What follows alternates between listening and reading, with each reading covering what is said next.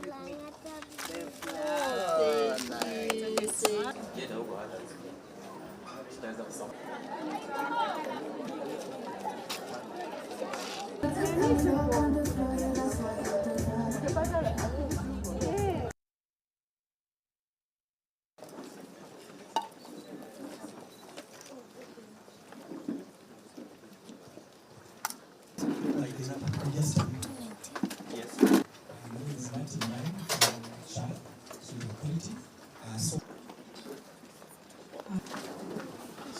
with me.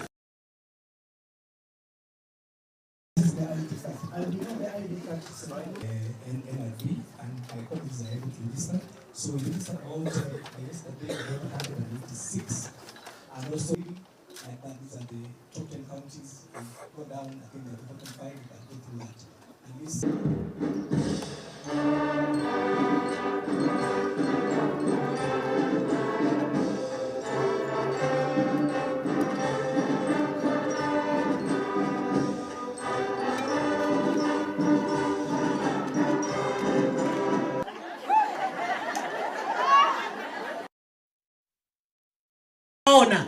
Munawaona and one of our clients, Jane Mudhoni. We are here today with all our colleagues from Correctional Services, State Department Immigration, State Department Parliamentary Affairs, so that we work on what we call special groups. Part of the special groups are our citizens in lawful custody, our guests of the state, who we are also ensuring that we register.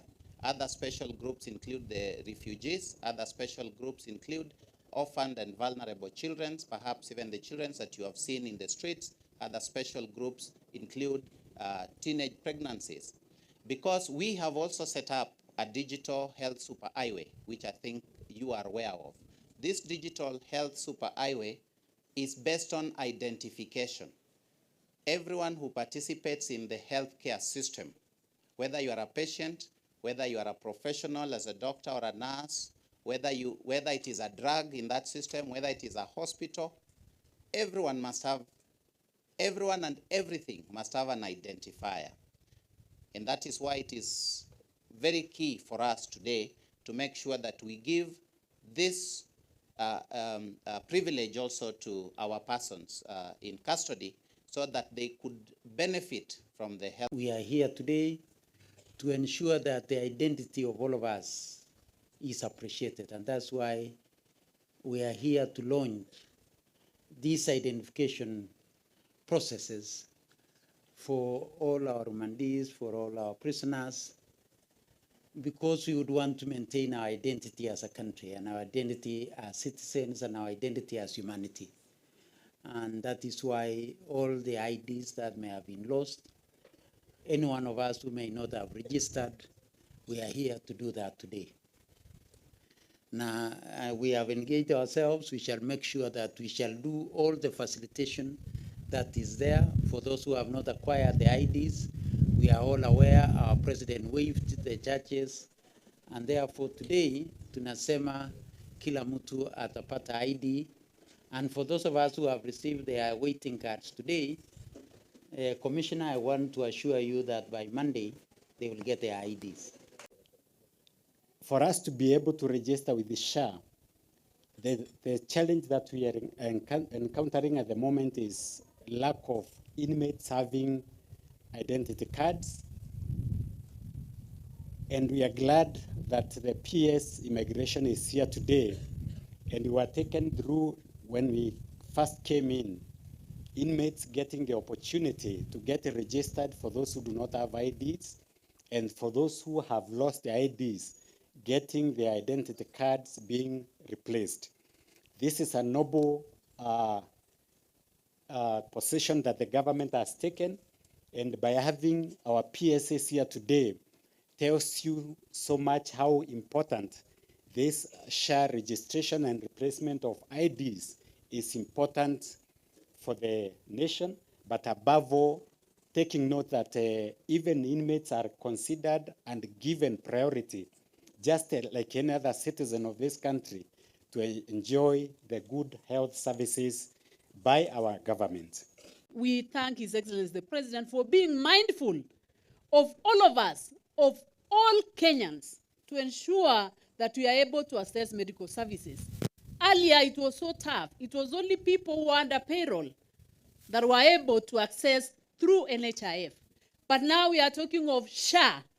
You and me, from where I'm working from as a principal secretary, I'm able to access medical services like you. How good is it? It is excellent, right? So we are so happy with this initiative, and we are praying, it's our prayer that all of us, everyone would register for this so that we are able to be treated, we are able to get good health. We gather here this afternoon to affirm the principle that lies at the heart of any just society, that human dignity must never be compromised. Why is this? Because every human being made in the image and likeness of God is sacred, is a soul. From womb to tomb, every human being is sacred. And this includes every person, even those serving custodial sentences. They are entitled to healthcare, to compassion, and to opportunity for rehabilitation and reintegration. This principle is enshrined in the United Nations Standard Minimum Rules for Treatment of Prisoners, commonly known as the Nelson Mandela Rules. These rules remind us that all prisoners shall be treated with respect due to their inherent dignity and value as human beings.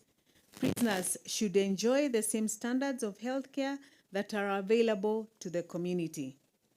Ladies and gentlemen, since the initial rollout of SHA in November 2024, our officers have been working across the counties to register inmates into the universal healthcare system, which is one of the pillars of the bottom-up economic transformation agenda plan. Through interagency coordination and collective vision, we are seeing what can be achieved when institutions work together for the common good. And this was a presidential directive. His Excellency the President called us to State House around that time in April and gave us directions that we must work together as a whole government to actualize SHA so that the least one of these is not left behind, so that every single Kenyan can access healthcare.